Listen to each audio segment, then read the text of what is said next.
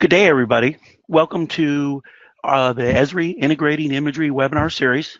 Today's topic is mapping the Earth from imagery using raster analytics and AI and ML, artificial intelligence and machine learning.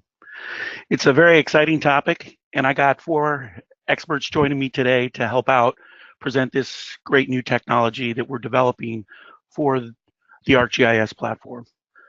Mark Romero is an imagery specialist here at Esri. He's been working with all the various image processing tools, and he's going to focus today on our imagery extraction capability with some raster analytics thrown in. Vinay Vizamvaran is a product manager, an imagery product manager here at Esri, and he's going to talk about the latest capabilities of our AI and machine learning implementation inside of ArcGIS. And someone new doing a presentation, looking forward to hearing from Amin, who's going to talk about practical applications on how to apply AI to do things like feature extraction, land cover analysis, those types of things. And he has a real world application that he's going to show us. My name is Kurt Schwope, and I'm the imagery industry lead here at Esri for imagery. So here's the agenda. I talked about it somewhat. You can see how it's going to be broken down and the things that we're going to talk about. We think it's going to be a very exciting and rewarding way for you to get to understand some of the things that we're doing with regards to AI here at Esri. But before we get started, we'd like to know a little bit about you and the types of work that you're doing. So we have a series of polling questions that we're going to ask. And the first one, Noel, if you could go ahead and launch it, is we just are very curious now how you are going about extracting features from imagery. So if you could please use your controls and answer in the polling questions, we would appreciate your input. So it looks like the answers have started to come in.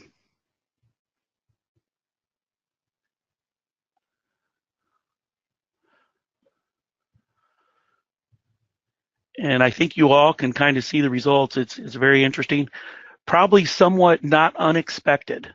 It looks like across the board with the group, a significant amount of folks are still using the reliable and trusted and true manual digitizing method. Of course, we know accuracy is very high there, but of course, it's also very time consuming and can sometimes be expensive. Other folks are using a more traditional spectral classification techniques, and we're going to talk a little bit about how we've improved those capabilities inside of ArcGIS to help you continue to use those methodologies. But then another group of you have also started to break into starting to use machine learning and AI to start doing that type of feature extraction. Of course, there's a small percentage of you that are just first time looking at this, and hopefully through today's presentation, we can give you information on how you can get started. So when we look here at Esri on how we're going to work with geospatial information, it all becomes all about the science aware. And it's this sudden realization that we're living in these exciting times where just about everything is a potential sensor to collect geospatial information, whether it be your cell phone, your car. But then even more exciting, we're seeing this mass proliferation of different types of sensors, whether it be on drone or small satellites that are being launched with amazing frequency. Matter of fact, just a couple weeks ago, the very first commercial radar satellite was launched, and we're looking very much forward to being able to start working with that type of content, because of course with radar, you can see in the night and you can see through clouds. So all these sensors have started to grow. But then the bigger question is, how can you take all that data and produce information from it? How can you extract those features out? That's the ultimate challenge, and that's what we're going to help you about today. We're going to go on a couple different journeys where we're going to show you traditional methods of doing that extraction, and then get into more of some of the AI and machine learning approaches towards pulling that information out. But before you can do any of that, you have to have a solid framework. You have to have a way to be able to not only just bring the data in, but then of course being able to access it very quickly and easy. And within ArcGIS, we look at 3 different types of systems to make a complete platform. The first one is your system of record. This is where your authoritative data lies, your initial ground source of information that you're going to use to do the extraction from. And then you have your system of insight. And this is really kind of where the AI falls these days. It's in this ability to have the computer start automatically trying to extract those features out. But of course, it doesn't do you any good to leave that information on your computer. You have to turn around and share it with others. So we've also incorporated the system of engagement. And Mark's going to show, all these things coming together where we can go, from raw sources all the way up to sharing out information to others through story maps, dashboards, and those types of things. So it's a complete framework, a complete system to go forward with this capability. This is how it looks in a product level. You can see at the, we tend to focus on these full up capability systems, because to really do this at an enterprise level, this is the best approach that's been proven to get the answers in a way that can satisfy a large production type requirement.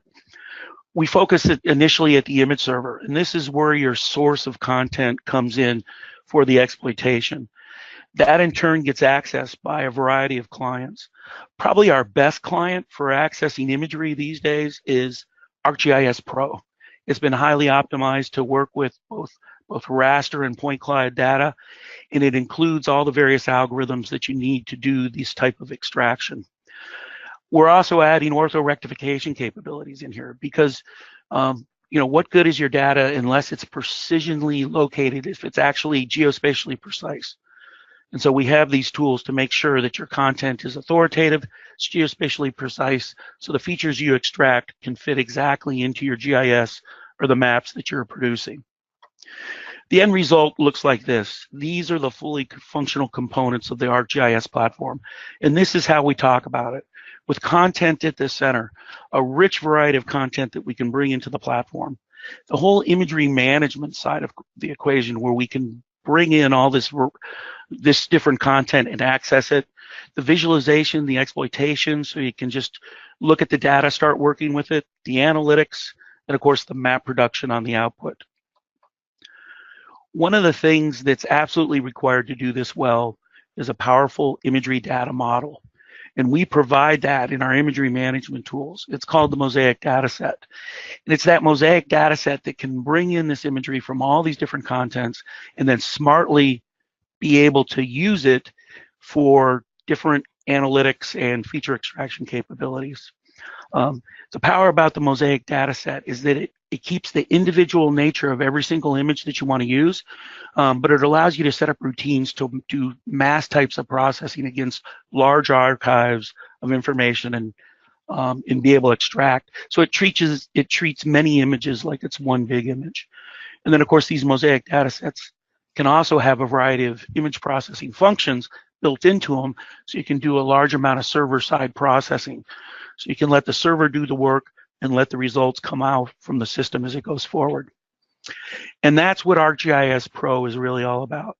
It's about this powerful tool to set up these different raster functions, the AI tools, the segmentation, to do this type of extraction. It's this very powerful client that can work with the Mosaic datasets, work with the image server to do this type of work. And as I said before, the important part is the fact that Pro is a client of the image server. And so what the image server can do for you, not only does it serve images, but it is also a raster analytical engine that allows you to do distributed processing across multiple CPUs. It's a true cloud-based environment that allows you to do this multi-threaded at both the core and machine level for truly elastic processing. So if you have large jobs with large amounts of data that you have to work with, this is where the power of the ArcGIS server comes in. So now, before I turn it over to my next speaker, let's go ahead, Noel, and do the second polling question, if you will. Okay, so please take a quick look at your screens. You can see now, what are the types of things that you're trying to collect from imagery. And this doesn't matter if you're using AI or more traditional spectral-based type work.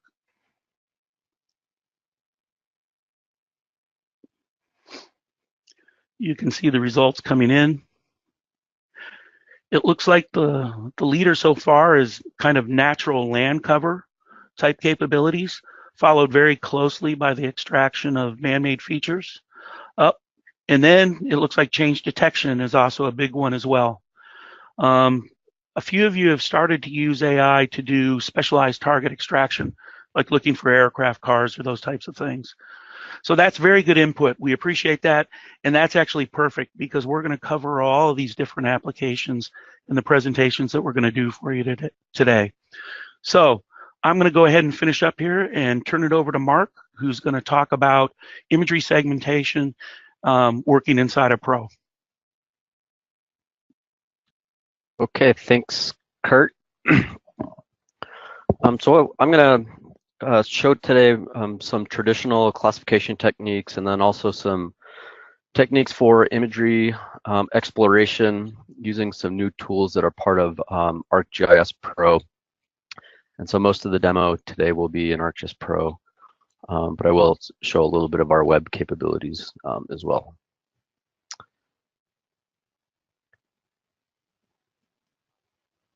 Okay. So this is an area in Mozambique. This is a WorldView 3 image. And the input into this analysis is going to be 8-band. You can see it here, the full scene. This is actually an image service as the input being streamed over the web, but you can use any kind of data set local. The nice advantage of working with these data sets in Pro is you can easily access pre-configured band combinations because it's sensing that this is a WorldView 3 sensor model that knows how to apply some of the popular band combinations. So here I'm just experimenting with one.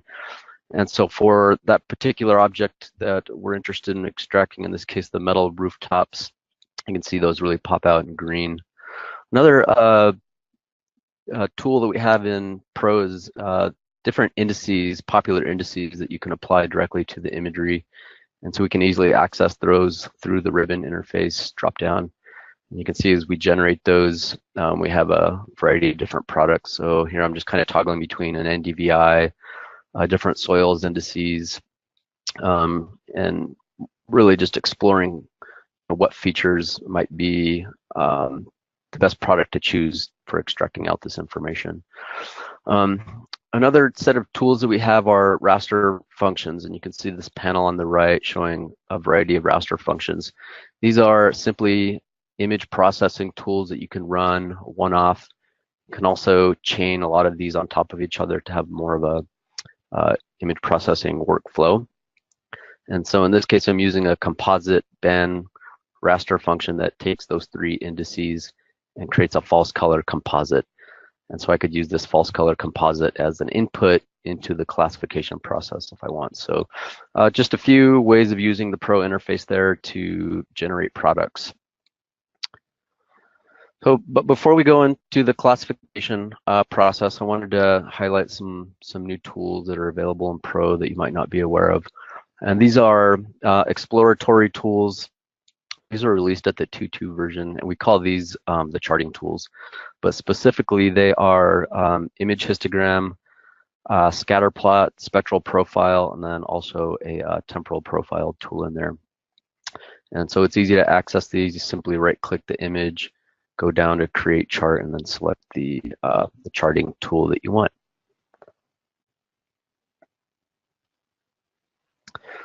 So what you're looking at now is the image histogram for that WorldView 3 image on our screen, and specifically the blue band, band 2, and the green band, band 3. And so we can see, why would we use the histogram here?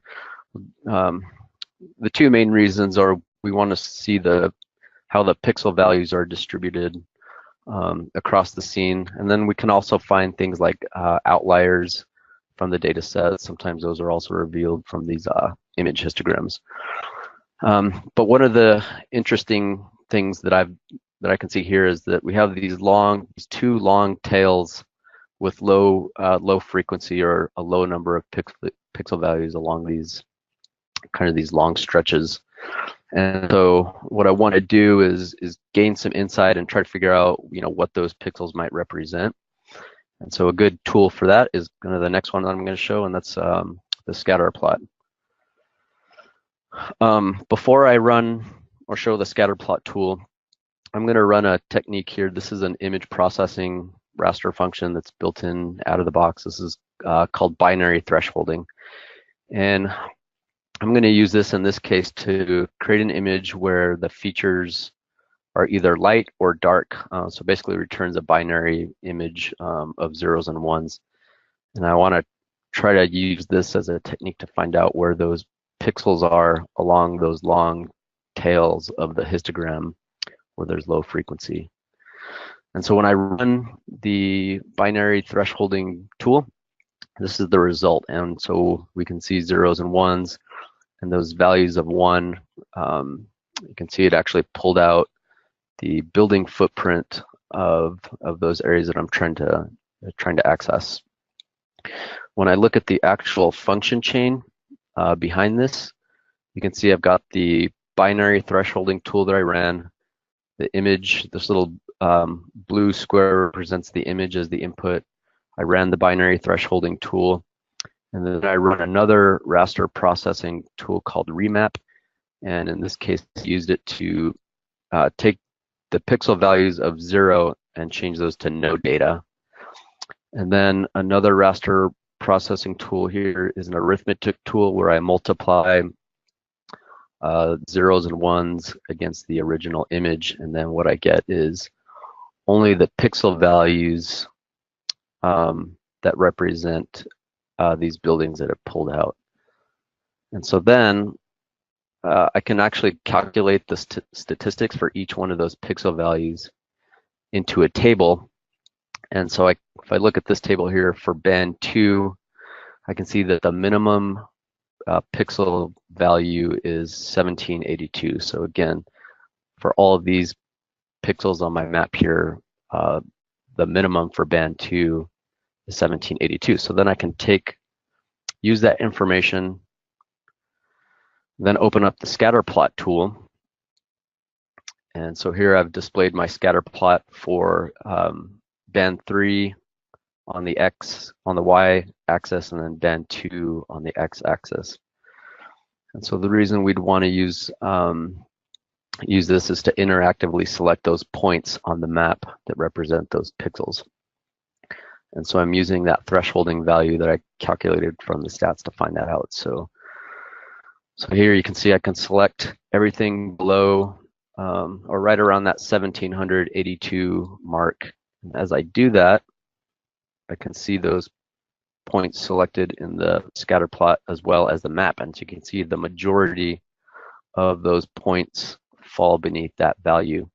And so really what we're doing is we're confirming what those pixels are compared to how those looked on the histogram. So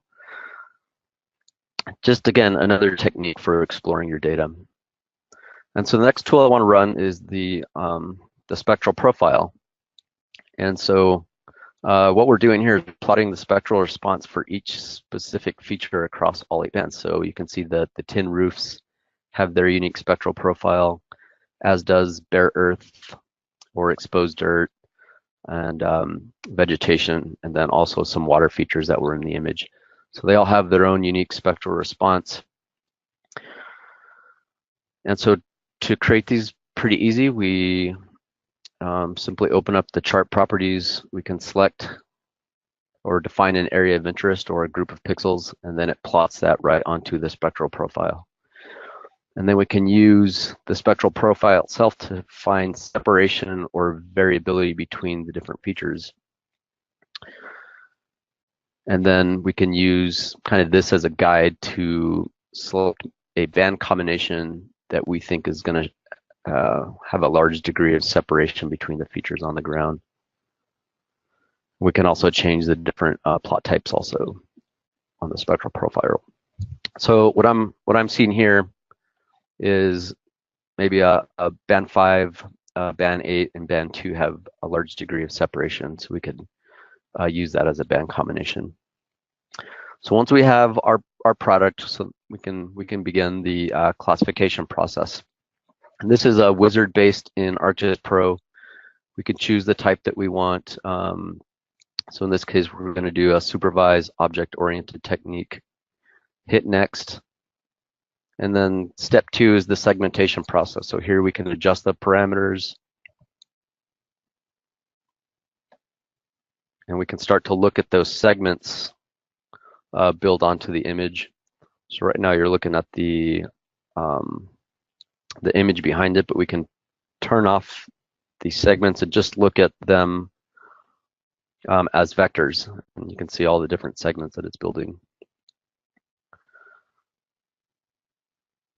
And then once we've decided we got the right parameters, we can hit next. And then step 3 is to start collecting training samples. So here we brought in 2 training samples. So in this case, we're just trying to find those metal roof types. So we've made that as one class, and then we've made everything else as its own separate class. And so we're just going in, we're selecting the objects or the segments.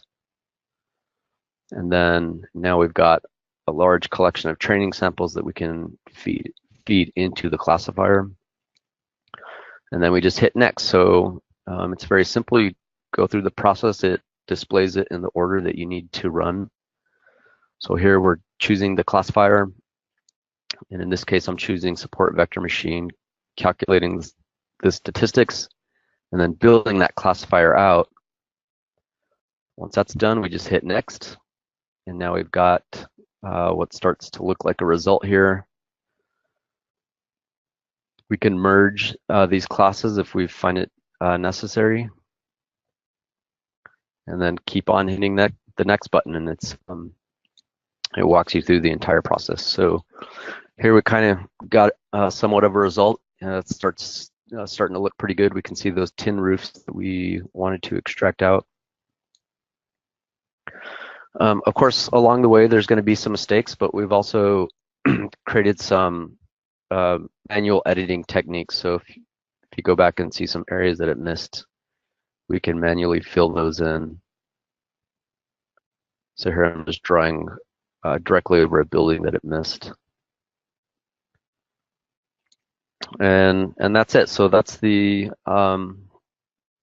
workflow, and we can then convert these into, if we want to, into a vector, and then we can regularize the vectors into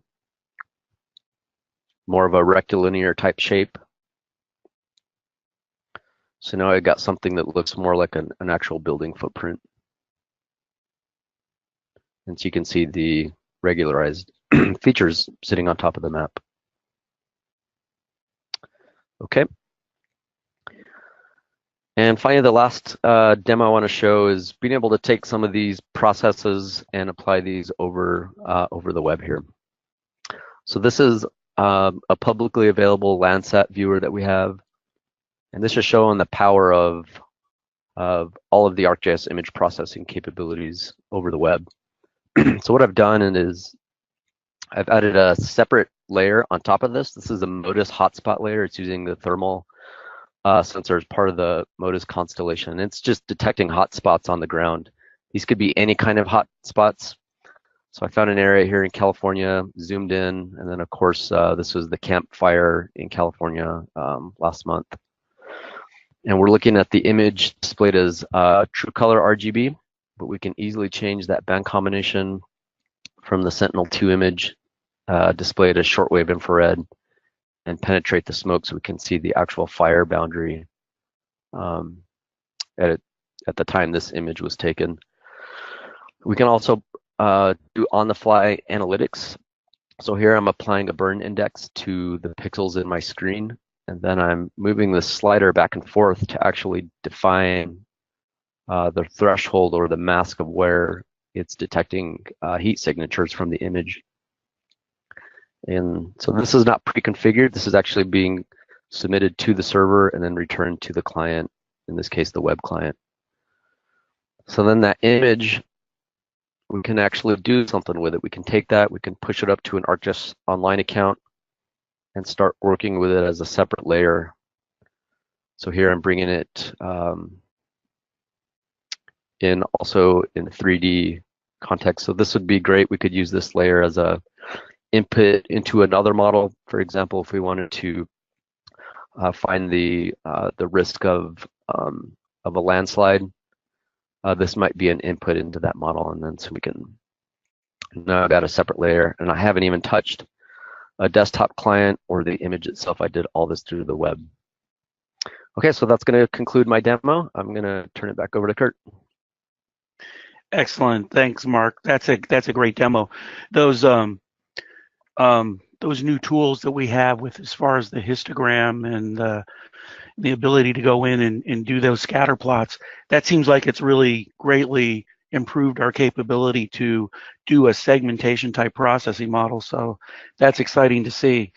And I'm just wondering, and Vinay, when we turn it over to you, if you could potentially talk about, do you think it would be possible to use segmentation kind of up front as a way to maybe even train the AI tools as far as going out and building the models to do that extraction? But I'll let you go ahead and answer that question when we turn it over to you. But before we do, let's go ahead and have our final polling question. And we're just curious about the types of AI tools that you've heard about or that you're potentially using. So if you could go ahead and take a look at these polling questions and please let us know, what are the types of things that you've heard about and maybe, are using within your own organization.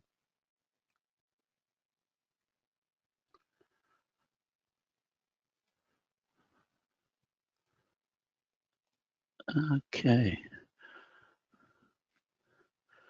So it looks like, similar to very many people, is that 46% of you have at least heard of TensorFlow. A few more of you have heard of the Microsoft Cognitive Toolkit capabilities. So this is a great list. And the good news is you're going to hear from the presentation, we can set up the ArcGIS tools to work with all these reference engines as part of their AI. So without any further ado, I'm going to go ahead and we'll turn the presentations over to Vinay, who will talk about the utilization of AI and machine learning in the ArcGIS platform. Go ahead, Vinay. All right, thanks.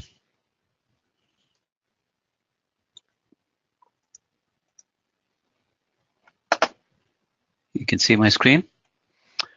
Not yet.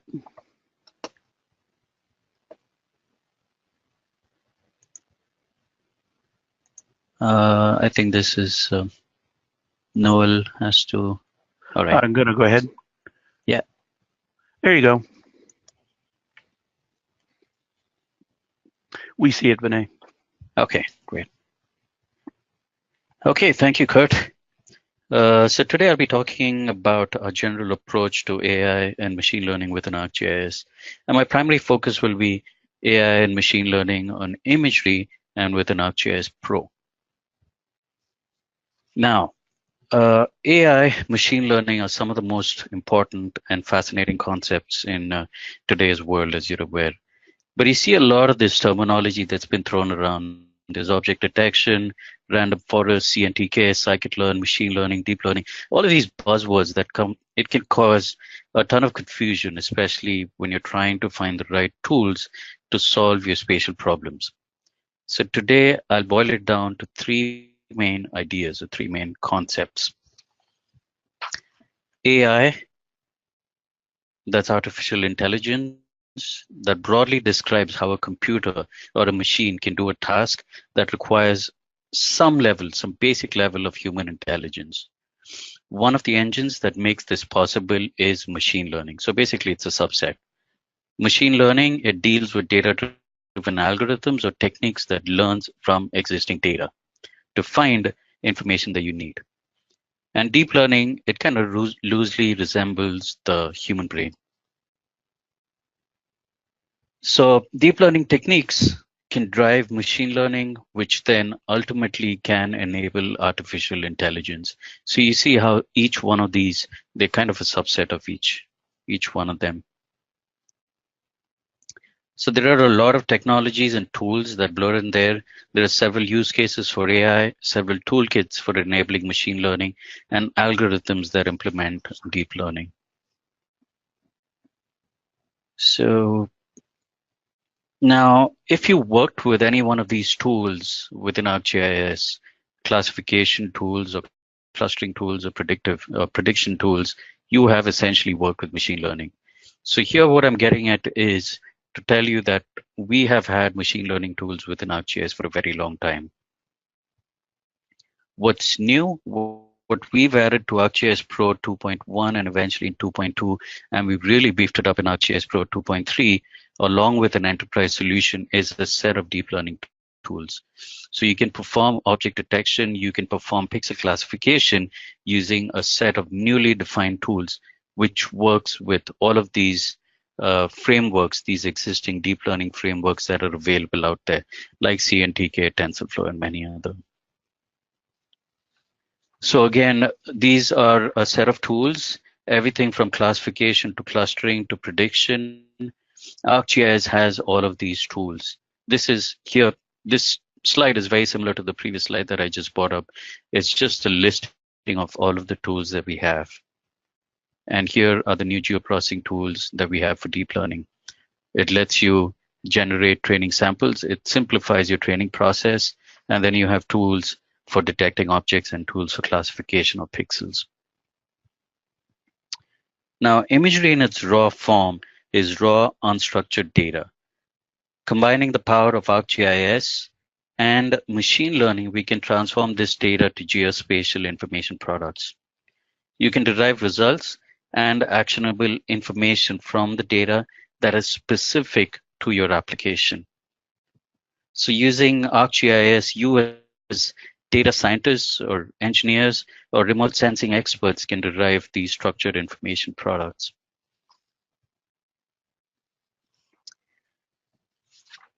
So the typical machine learning workflow within ArcGIS.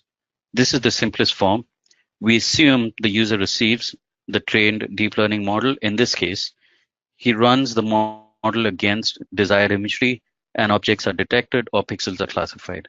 This can be either done dynamically on the fly or you can generate persisted products. And again, you can either leverage desktop to run this, that's ArcGIS Pro, or you could leverage your enterprise. So you could distribute your processing across a cluster of machines and create a persisted product.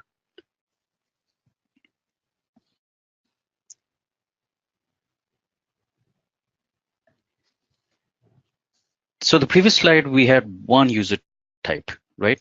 One user type who was involved in the workflow, the ArcGIS user. He didn't know anything about the science of deep learning, and he didn't know about how to train samples, how to create imagery samples or chips or metadata that can be used for the data scientist.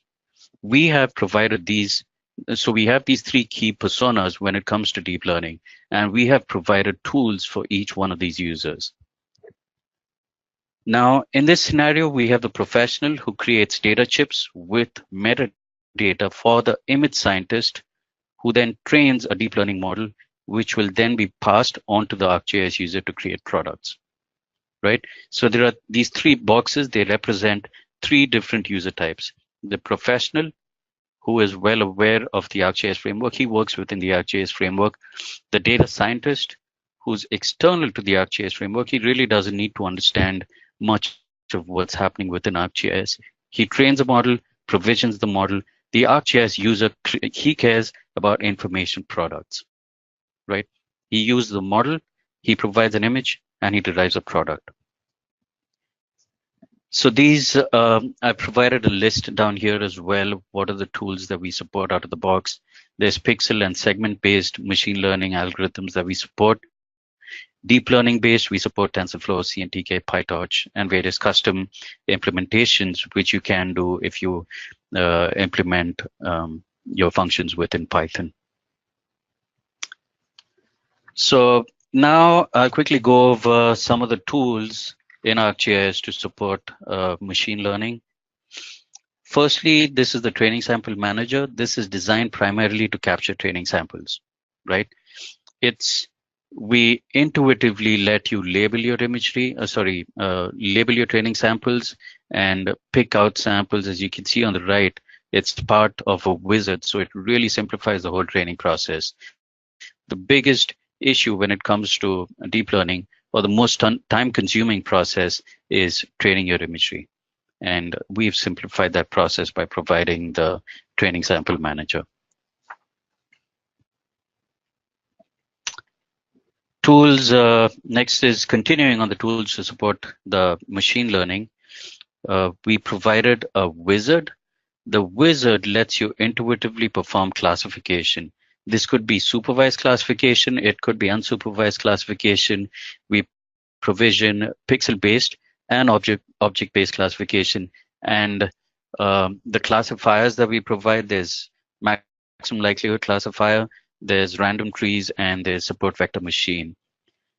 This wizard, like Mark had shown previously, it doesn't just stop at providing you with basic classification or enabling you to train your imagery easily, or to capture training samples easily. In addition to that, you have accuracy assessment tools as well. So it's a whole workflow which is completely embedded within this wizard, which simplifies your whole classification process. Here are the new geoprocessing tools which we're releasing in ArcGIS Pro 2.3. 2.1, like I mentioned, we had a geoprocessing tool to export training data, which basically is making imagery chips accessible to the data scientist so he can consume and create or train his models. In Pro 2.3, you can now natively import models that are trained in external toolkits like TensorFlow and CNTK. And then you can run detect objects against your imagery, or you can run classify pixels against your imagery. So here again, I've broken it down into 3 components. First is training data. There's a tool available for that. Next is inferencing, which is detecting objects or classifying pixels. And lastly, we've added a new tool for cleanup. Cleanup is essentially when you have a lot of overlapping objects that are detected, we clean up polygons accordingly. This table, should kind of give you an indication what we're supporting right now. Everything in blue is an indication of out-of-the-box functions that we're supporting right now, out-of-the-box frameworks that we're supporting right now. You can see there's TensorFlow, CNTK, PyTorch that's available for detect object detection and pixel classification. And there's a Keras implementation as well. And everything else, you can either write it out as a custom Python raster function. So there is a good integration story enabling you to work with these unsupported deep learning frameworks as well. So this is the end-to-end cycle, right? This is the workflow. You start with imagery access, you prep your imagery, you create training samples, train your imagery, derive your results, inference, you provide a feedback loop, and go through the training process again if need be. And what we've added in 10.7 is distributed processing. So you can go beyond just your desktop, right? You can distribute your processing, like I mentioned earlier on, to enterprise and increase the performance, increase the speed of really creation or deriving your products, and eventually just publish your products directly into enterprise. Next is derive products, and eventually you take action. So we have a variety of examples. Here are some of the examples we've thought of in different industries. Now we'd really like to see how you are going to put all of this to use in your space. In terms of machine learning, we use it for impervious mapping, change detection, land cover classification, and much more. And Amin will be he'll be demonstrating some of this after me, so he'll go a little more in depth into some of these examples. There are several deep learning examples as well: transportation networks, land cover classification, environment compliance, retail predictions. There are a whole bunch of use cases where we use our deep learning tools. Now, here's a scenario, and it's an end-to-end scenario where I start with raw imagery, I process the imagery, extract trees, derive the health of the trees, and then we take it a step further using applications within the ArcGIS platform. So first, you're looking at ArcGIS Pro, and this is high-resolution drone imagery. I've run a bunch of training samples. There are a bunch of training samples that I have within my imagery. This is basically, I've done this manually. I've got a ton of trees and a lot of crop types. And what I really want to do, like I said, is identify these palm trees, count them, verify the relative vegetation health. So once I do the training, I run one of the geoprocessing tools, which is the detect objects geoprocessing tool. And this is the results that I've derived using the detect objects geoprocessing tool. So at this point, what we've done is we've extracted all of the features that we need, right? So from the image, I've extracted all of the trees. We have about 10,000 trees that have been extracted. Next step is I really want to extract the health of the vegetation, the health of each one of these trees. So using the imagery and using the image processing capabilities, I've created a vari index, a vegetation index, which gives you the relative health of vegetation based on the wavelengths that is defined within the imagery. I overlay the feature class, I overlay the objects that are detected on top of the images and extract statistics from the image. And this is what it looks like now. We have statistics that are associated with each one of the trees. So you can see how gradually I'm building up my workflow. I'm not just stopping at detecting objects. This is a complete information feed, an information product that I'm going to be deriving now. So far we've detected objects. I've extracted the health of the objects. I'll zoom in a little tighter so you can see all of the trees that are extracted, and you can see the health as well of each one of them. Using the charting tools, you can see the mean tree health distribution, and this is the same charting tools which Mark had shown a while ago. And before I get into the key takeaways, let's dive into apps. So deep learning, all of these, the extraction of these features is an automated process. So there is some level of verification that is probably required. So we have this app template, an image visit app template that we provide out of the box. What I've done is I've tied in my feature service or my feature classes into the app. I've overlaid my imagery, and this is kind of a crowdsourced web application which will enable me to verify the results of my deep learning, right? So I can go next, and I could tweak it, change it to the tree is not assessed, or it's incorrectly identified, or the tree is correctly identified. I can keep going, zoom into higher resolution. And this is populating my database. It's populating my feature service behind the scenes and gives me an indication of the features that have been detected. We now take this to the next step. So the first step was assessment of my data, right? Verifying the accuracy of the data. Next is pushing this to the field. Once I've extracted all of this, I want to verify each one of these crops that have been affected, each one of these trees that have been affected. I want to send field workers and verify what could be the reasoning. Is it because of the drop in vegetation health? Is it because of accessibility issues, water issues, irrigation issues? So I've assigned a bunch of tasks to a lot of users in here, to a lot of workers in here, and this goes directly to workforce. And this, lastly, I have a project management console, and this is operations dashboard. Most of you all are probably aware of this, have worked with this. I've tied in the complete workflow into operations dashboard. So here I can see the vegetation health. This is extracted from the original feature class, which we extracted from the imagery. Here the status on all of the workers, where they are. and the accuracy of the assessment, how many are assessed, how many are not assessed, and you can see the progress as well in terms of the assignment. And lastly, how many have been completely verified, how many are unassigned, and how many are assigned. So you see what I've done. It's not simply object detection. This was an end-to-end platform story, a real-world scenario, right? Where deep learning was just a minor part, although deep learning facilitated this complete workflow, right? So here's where the real story of the platform ties in, and the real value of ArcGIS comes into deep learning.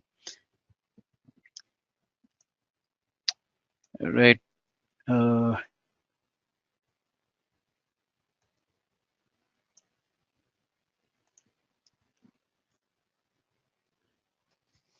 Back to my slides. Okay. Key takeaways. Again, like I said, imagery is unstructured data. ArcGIS, alongside machine learning and deep learning, can help you and your organization to transform this unstructured data into rich geospatial information products. We provide you with a series of tools to perform machine learning in ArcGIS and deep learning within ArcGIS. We support a series of traditional classifiers and deep learning toolkits. ArcGIS interfaces with a lot of deep learning frameworks natively, and you can externally write your own Python raster implementations so that you could tie in with external frameworks which we do not support natively. And most importantly, our solution, it works on the desktop, it leverages the desktop, or you can run it on the enterprise, like I said. So Mark and Kurt had previously mentioned about image server, the power of image server, which leverages the enterprise to actually distribute compute. So you can use that power to distribute your processing and create information feeds or information products. So that's what I had. I'll now turn it back over to Kurt. Great. Excellent. Thanks, Vinay. That was an outstanding presentation. And now I'm going to turn it over to Amin. And I'm very excited that Amin was able to present with us today. He got challenged on a project by one of our customers.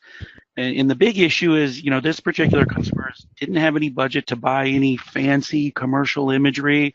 The imagery he was using was just basically NAPE, from the USDA. And the customer had some very challenging extraction capabilities that they needed to do. And so Amin undertook the challenge, decided he could use AI to implement a solution.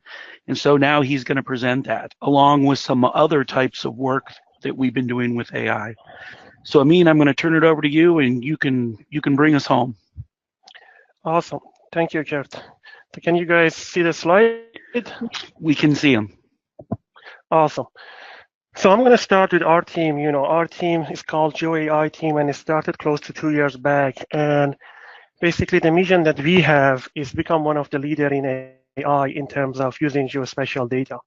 And one of the main advantages that we have in industry is, based on like my colleague cover here, is using ArcGIS Pro and the functionality that we have for kind of like handling raster and vector data. And we are also doing lots of deep learning work around vector data, which is kind of beyond this webinar. But what I can tell about our group, you can actually think about 4 keywords. It's Python API, ArcGIS Pro, deep learning, and big data. That kind of help us to leverage everything in ArcGIS platform and help our user to go, very similar to something that Vinay mentioned, end-to-end solution. So I put together a bunch of examples here for, with different industry that we are working on. And the first one is kind of environment that I saw like most of you guys at close to 40 or 50% interested in land cover classification. So we had a customer that came to us and asked us, we have these NAPE imagery with 4 bands, RGB plus near infrared, and what they were interested to get land cover map. And one of the issue or business problem that they were trying to solve was that, like government pay lots of subsidy to the farmers every year. And when they were trying to keep track of those, in terms of acre of farmland that we have and the money that they were paying to the farmers, they were not matching. So they asked us to say, can you detect those farmland for us? We said, sure, we can do it. And these are actually the tools that we kind of leverage, using geoprocessing tools that help us to leverage nape imagery. We started kind of mosaic data set that's already covered, with my colleagues, and start to add raster, which is those nape imagery. And we use training manager to kind of label those data that you guys can see it over here. And what our customer were interested was kind of harvested and planted land, but we kind of went further and also identify building, road, water, and forest. So, after preparing data that is kind of like covered, already, I don't want to go through those again. So we get to the model building part, which is kind of the main part to do this. And the model that we use was kind of called unit. You can see based on the structure that is like U-shape that it has. So this is kind of like a monster that is close to 32 million parameters that need to be trained. And we leverage using GPU, it's just kind of take at least a day to be trained based on these data. And we also leverage using geoprocessing tools as well as like export training for deep learning to kind of create those chip for imaging. So after, preparing the input data that you guys can see, it goes to the model from the left side with 4 bands. And here's the output that goes to the right hand. And it goes through the cycle through neural net to come up with the model. So after we are having the model, we are actually deploy this in ArcGIS Pro that our user can leverage this using geoprocessing, as Vinay mentioned. So all you guys need to come up with the study area that you have, put it in ArcGIS Pro, get the model that we train, and with just pushing one button, you can actually get your land cover map for a specific area that you have. And here are kind of example of nape imagery that we have that I try to put together. This is kind of raw image that you guys see here.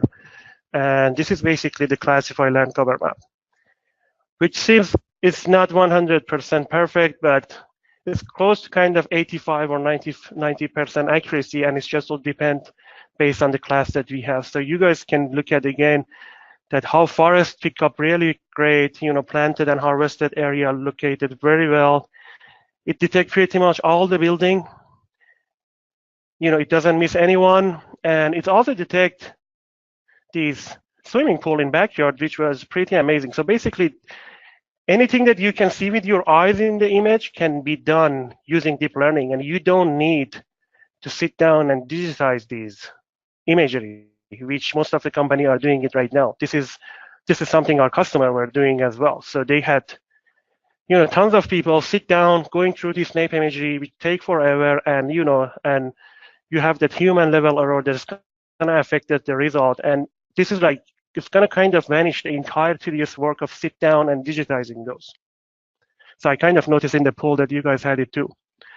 This is another example that we have for another location that you guys can clearly see that it detects the water, forest, planted and harvested area pretty well. And it even detects building in the middle of forest, which is even hard to see with the eyes, which is pretty amazing.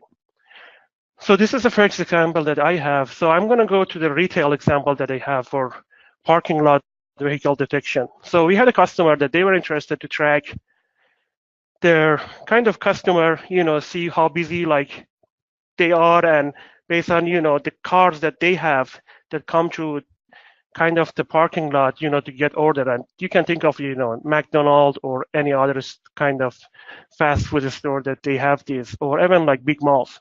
So they want a kind of customer flow, have it in ArcGIS. And what we did, and what they provide us with kind of drone imagery that capture by us. And we kind of use the extension like drone to map imagery to kind of process those and build mosaic from them or ortho mosaic from them. And then we also start to sit down and do digitizing or create like manual labels for some of these cars. So we were trying to do 2 things here. One of them was like get the number of the cars in the area or parking lot that you have. And second is, can we identify the type of car? Is SUV, It's other type of the car. I think we have 4 or 5 classes. And the framework that we use over here was frozen inference graph that was Tensor Flow. So the entire flow that you guys have seen, is kind of implemented in ArcGIS Pro. And we also provide dashboard very similar to what Vinay mentioned, that is going to give them live analysis, to the customer that we have. So in terms of like analysis, counting the number of the cars in the parking, their type, and how this is going to change across the day. It's basically like from early morning. I mean, it can work 24/7, but mostly it's just from like probably 5 a.m. to middle of the night. And next example that I have is for public safety, that for pipeline encroachment. So we had a customer that came to us and asked about, identify the infrastructure that are close to the pipeline. So this pipeline are actually, kind of, responsible for sending around, crowd or transporting of crowd oil and gas or other stuff that if they get touch or damage, they're going to explode and have so much cost for the company and it's going to kill people. So what they were interested to know is that to identify those infrastructure or any new building or anything close to this pipeline. So this is kind of the story that we created for them, from very beginning to an end in ArcGIS Pro again, that you get the imagery that we have, that provided for us, then start to use the training or label the data that where are those infrastructure located that we are going to use to train the model. Then we detect those locations that you guys can see in red, kind of red square that has been shown. Then it goes to ArcGIS Online and it's going to send feedback to the customer that we have. And it also goes through workforce and dashboard that's going to help our customer basically know that where are these located, and it's going to assign tasks to them that go to those locations and start to educate people about this pipeline and kind of provide safety for our resident. And here is, another one that Vinay mentioned, that kind of putting the model that I won't spend much time on that. But the model that we use, was kind of fast RCNN. That's kind of much faster than original version, that's RCNN. And here is the format of EMD file that we normally fit it in ArcGIS. It's very simple. You just locate your model, type the framework that you are using, and the size of image that you are actually fitting to the ArcGIS Pro. So here is this kind of red box showing those detected infrastructure close to the pipeline that you see over here. And the next thing that we did, we kind of used simple buffer option in ArcGIS Pro that's kind of identify. So this white line shows those pipeline that we have. And these are the close kind of new built infrastructure close to the pipeline. And we are actually returning this as a feature class to our customer. The next example that I have is for traffic management that we are working with currently with Department of Transportation. And what they are interested to kind of track of any kind of activity that happen across intersection. And what they were interested to know the number of the cars, number of buses, number of the people that crossing the street. And also those are kind of, driving fast that we can send them ticket or any kind of application that you can think of. So basically, we again, have a model that actually make a call to those camera that are live feed camera that we have, run on top of those, and kind of detect those objects in the video feed and send it to the dashboard that you see in the middle one. And basically it says, oh, this is the number of the people are walking, and you can click based on your location or the camera that are located across the town. And this is kind of really cool. This is another way to showing the platform that how it works and how we actually implement this in ArcGIS Pro, that you can basically go to any location. It's also detect any type of abnormal activity, some location that, might have any event or something that there are more people that are passing intersection, or any type of accident happening in intersection. It detects those cars that are actually not moving anymore. They just kind of stop. And and these are kind of more sample model that we use with kind of 32 million parameters. And, it works pretty well at nighttime and daytime. that you guys can see over here. So with that, I'm going to pass it back to Kurt. Excellent. Thanks, Amin. Great presentation. Appreciate all your hard work making that work. So as you saw, the results that we got from just working with Nate Imagery. So if you've noticed on the question board, there's been a couple of different questions that have been asked. Most of them have been answered. I know we're running out of time. There's one question here that hasn't been answered, and I think, Amin, maybe you can answer it. The question is, does Esri provide models out of the box, or can I write my own model and import it into Pro? And what are the training tools and where are they available? Could you just quickly summarize there? Yeah, definitely. I think you need to have, if you have access to Pro, yes, we have raster function that Vinay also mentioned that you can basically point out to that location of the model that you have or you train yourself, and you can basically bring your images and convert it to the tool in ArcGIS Pro that can be run. That's pretty simple. Excellent. I'll just jump in quickly. I think go ahead. the question was also along the lines of, do we provide trained models out of the box? Currently, that's not the intent. We provide you with the tools, so it'll enable you to use or consume trained models directly out of the box. But we're looking into the options, but not in the near-term releases.